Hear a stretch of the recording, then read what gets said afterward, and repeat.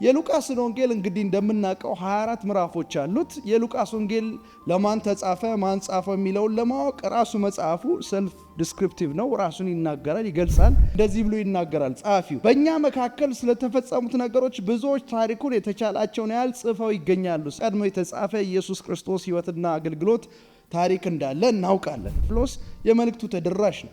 ቴዎፍሎስ ማን ነው ብለን ስናጠና የተለያዩ ሐሳቦች ይነሳሉ። የሉቃስ ወንጌልን ስም እንስጠው ከተባለ የእምነት ማጠናከሪያ ወይም የእምነት ማጽኛ መጽሐፍ ልንለው እንችላለን። ቴዎፍሎስ ተቀብሏል። ጥርጣሬው ደግሞ ሉቃስ ከጻፈው ታሪክ በመነሳት መገንዘብ የምንችለው ነው። አይሁዳውያን ደግሞ ኢየሱስን ትተን እነሱ የሚጠብቁት አይነት መሲህ ከነሱ አብራክ የተገኘ በዋናነት የእስራኤልን ሕዝብ የሚያድን አድርገው ነው የሚገነዘቡ። ይሄ ቴዎፍሎስ የተባለው ሰው መሲህ ብሎ የተቀበለው ኢየሱስ አይሁዳውያን በተቀበሉበት መስፈርት ሲገነዘበው አውቶማቲካሊ እንደ ቴዎፍሎስ አይነቱን አሕዛብ ምን ያደርገዋል? የሚያገለው ይሆን። በእርግጥ ለኔ ለአሕዛቡ የመጣ አዳኝ ነው በትክክል ለእንደኔ አይነቱ። ምክንያቱም አይሁድ መሲህ አድርገው የሚቆጥሩት ሰው ለነሱ ብቻ የመጣ አድርገው የሚቆጥሩትን ነው። እንደውም አሕዛብን አይቀበሉም። እነሱ አሕዛብ ከተቀበሉ የሚጠብቁት መሲህ ደግሞ እንዴት እኛን ያካትታል? ለእኛ ድነት ይሆናል የሚል ስጋት አለ። ስለዚህ ከቁጥር 5 ጀምሮ እስከ መጨረሻው እስከ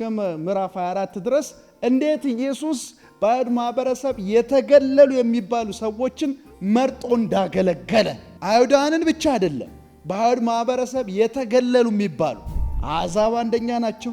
ቀረጥ ሰብሳቢዎች ሌሎኞች ናቸው። በምንዝርና የተያዙ ሰዎች ሌሎች ናቸው። ልንጠቅሳቸው እንችላለን። እነዚህ ሁሉ በአይሁድ ማህበረሰብ ውስጥ ቦታ የማይሰጣቸው ናቸው።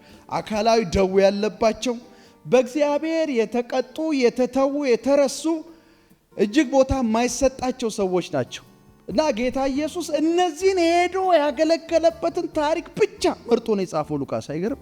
ማቴዎስ እንደዚህ አልጻፈም። ማርቆስ እንደዚህ አልጻፈም። ዮሐንስ እንደዚህ አልጻፈም። የሁሉም የወንጌላት ትኩረት ሌላ ነው። የሉቃስ ትኩረት ሌሎቹ የጻፉትን መድገም አይደለም። የሌሎቹን ታሪክ ቢዋስም ማቴዎስና ማርቆስ ላይ ያለውን ታሪክ ቢጽፍም ሉቃስ ግን ያጻጻፉ ትኩረት ኢየሱስን እንዴት አድርጎ ነው ያቀረበው? በአይሁድ ማህበረሰብ የተገለሉ የሚባሉትን ሰዎች እንዴት እንዳገለገለን የጻፈው።